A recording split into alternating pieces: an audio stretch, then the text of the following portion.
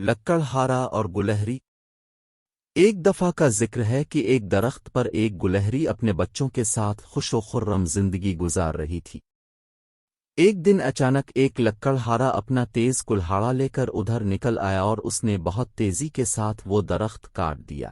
گلہری کے گھر والا درخت نیچے گر گیا اور گلہری اپنے 2 بچوں کے ساتھ بے گھر ہو گئی۔ اب اسے سمجھ نہ آ رہی تھی کہ وہ کیا کرے، اس کا دل غم سے بھرا ہوا تھا۔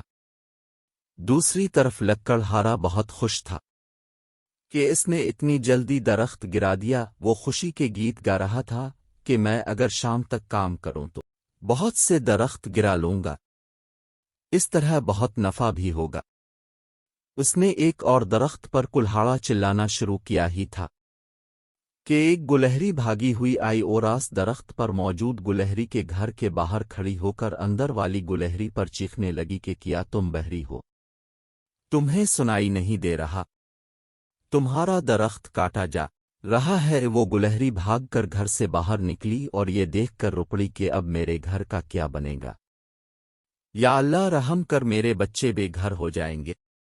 اب دونوں مشورہ کرنے لگیں کہ اب کیا جائے۔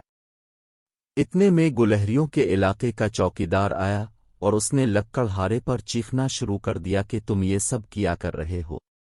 خبردار رک جاؤ، تمہیں پتہ نہیں کہ تم ایک گھر تباہ کر رہے ہو، بند کرو یہ سب۔ لکڑہارا رک گیا اور حیران ہو کر پوچھا کہ تم کون ہو؟ وہ گلہری بولی کہ میں اس علاقے کی چوکیدار ہوں۔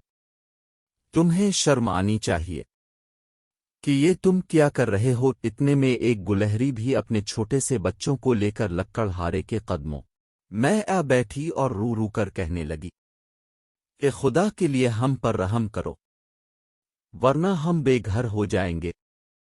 لکڑہارا پریشان ہو گیا۔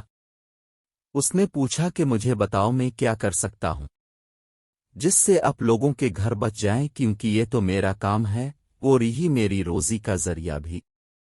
تب گلہریوں اور لکڑہارے میں طے پایا کہ گلہریوں نے کہا کہ ہم ہر اس درخت پر سفید نشان لگا دیں گے جس میں کوئی گلہری نہ رہتی ہو، اس طرح نہ کسی کا گھر تباہ ہوگا اور نہ تمہاری روزی ختم ہو گئی۔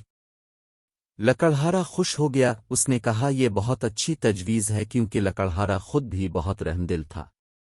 گلہریوں نے تمام درختوں پر نشان لگا دیے جن میں کوئی گھر نہ تھا، چنانچہ اب نہ کوئی گھر تباہ ہوتا تھا اور نہ لکڑہارے کو پریشانی ہوتی تھی، بلکہ اب لکڑہارا اور گلہری آپس میں اچھے دوست بن گئے۔